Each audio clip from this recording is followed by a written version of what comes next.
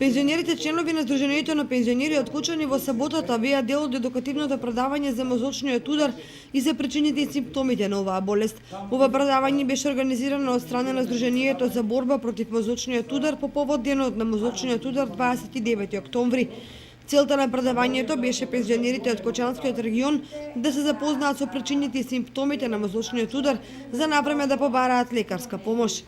Ке се обидеме, значи на луѓето што се овде дојдени да го слушнат предавањето, да им доближиме што повеќе податоци на тема мозочен удар.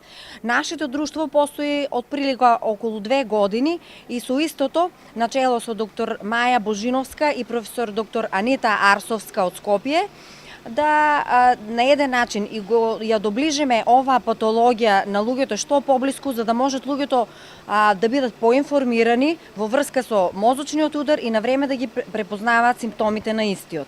На ниво на држава 16.000 македонци се борат со мозочниот удар, а во Кочани, најблизу центар за дијагностицирање на мозочниот удар, има во општина Штип, изјави доктор Дејан Апостоловски.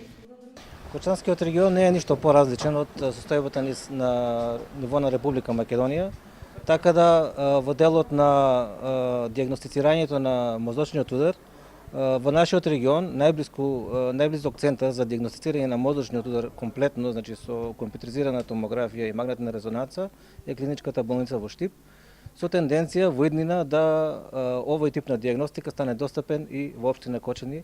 Се разбира во иднина доколку имаме поголема соработка во делот на набавката на опрема за Кочанскиот регион. Членот на Комисијата за здравство во Сдруженијето на пензионери во Кочани, доктор Мирко Анакиевски, изјави дека ваквите предавања се од особено значење за пензионерите, бидејќи одблизу се запознаваат со симптомите кои предизвикуваат оваа болест. Мислам дека тоа е извънредно добра работа и треба да се форсира и понатаму и да се населението едуцира и упатува во проблемите на кардиоваскуларните болести кои се водечка причина за смртна не само во светот, него и кај нас, поготово во земјите во развој во неразвиените земји. Во интерес на тоа такво нешто, ние исто преку Сдружение на пензионерите повремено држиме предавања. Сега имаме серија на предавања за покачен крвен притисок, кој е еден од причинителите за кардиоваскуларни, односно мозочни и срцеви удари. Така да треба да се продолжи тоа и да населението да се едуцира.